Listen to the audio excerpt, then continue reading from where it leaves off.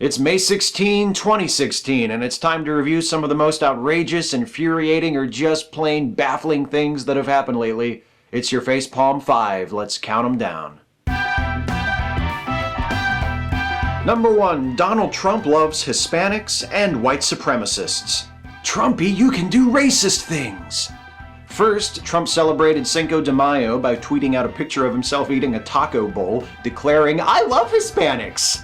Then, Mother Jones reported that one of Trump's prospective delegates in the state of California was outspoken white nationalist William Johnson.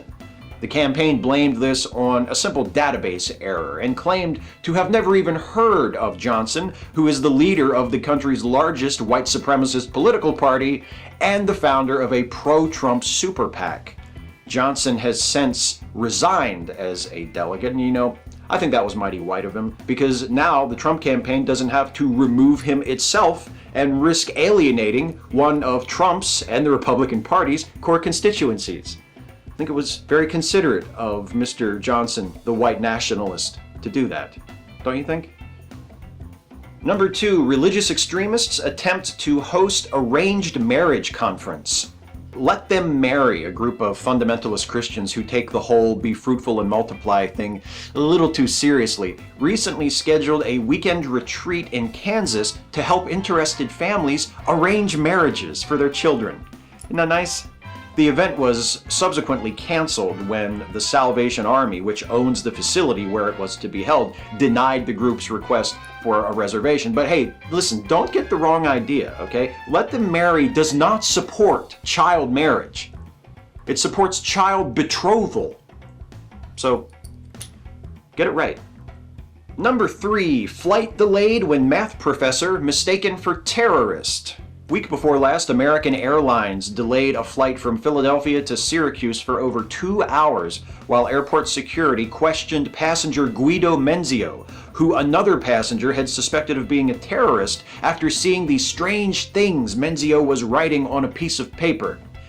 It turns out Menzio is a professor of economics at the University of Pennsylvania, and the strange things he was writing were math equations. So I'll just go ahead and add people who are writing things we don't recognize to the list of potential terrorists, shall I? Right below people who look Muslim and people who are speaking what might be Arabic. We deserve Trump, don't we?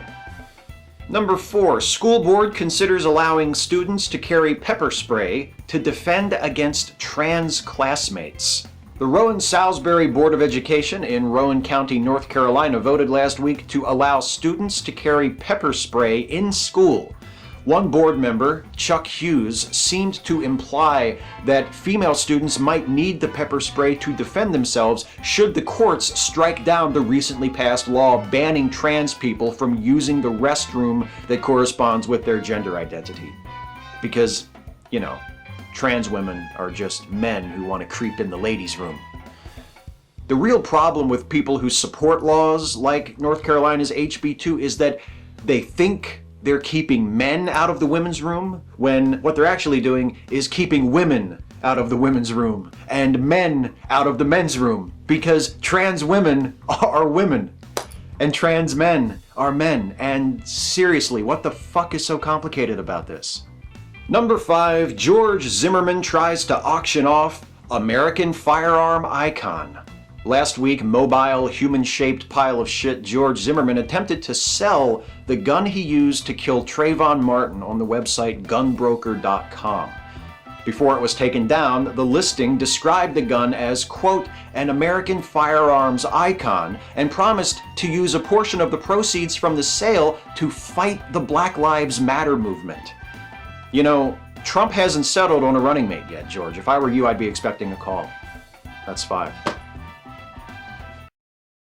Hey folks, I hope you enjoyed this video. If you did, please like it and share it and subscribe to this channel if you're not subbed already. And also please consider helping me to make more videos like this one by supporting this channel through Patreon. And starting with this video, if you support my Patreon campaign at a level of $5 a month or more, I will give you a shout out at the end of an episode of the Facepalm 5. Here are my newest $5 or higher level patrons.